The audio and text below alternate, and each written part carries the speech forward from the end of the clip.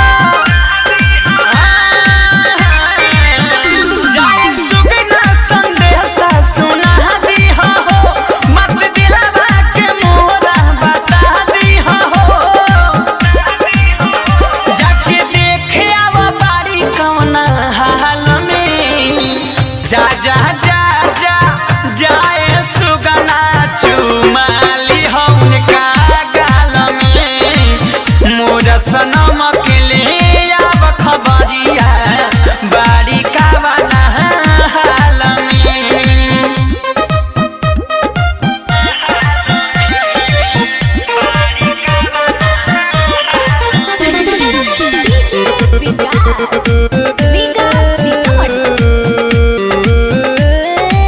पूछी काहे रूसल बारी जाने अपना दीवाना से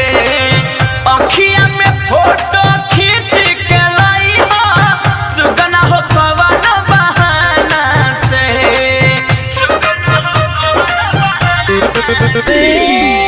पूछी काहे रूसल बारी जाने अपना दीवाना से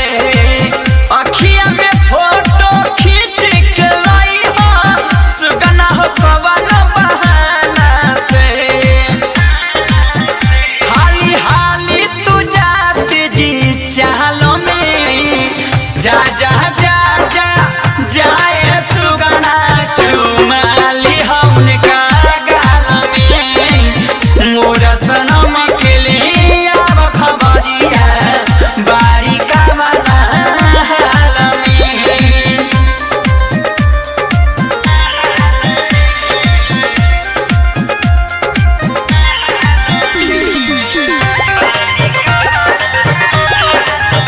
पहली जुदा जब से देखले ना बानी अपन सनम के सुरतिया कोई हो कि काहे भुलाइल बारी राहुल रसी के बतिया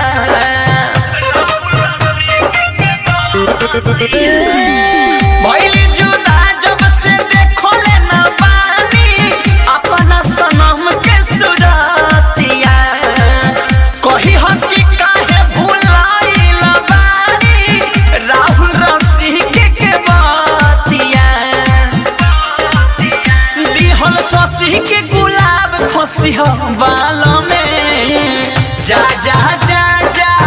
जाए सुगना चुमाली हमने का गाल में मोरा सनम के लिए अब खबरिया बाड़ी का बना हाल में जाए सुगना संदेशा सुना दिहा हो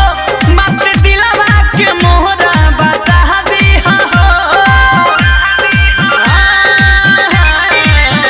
जाए सुगना संदेशा सुना दिहा हो मत दिलवा के मोहरा बता दिहा हो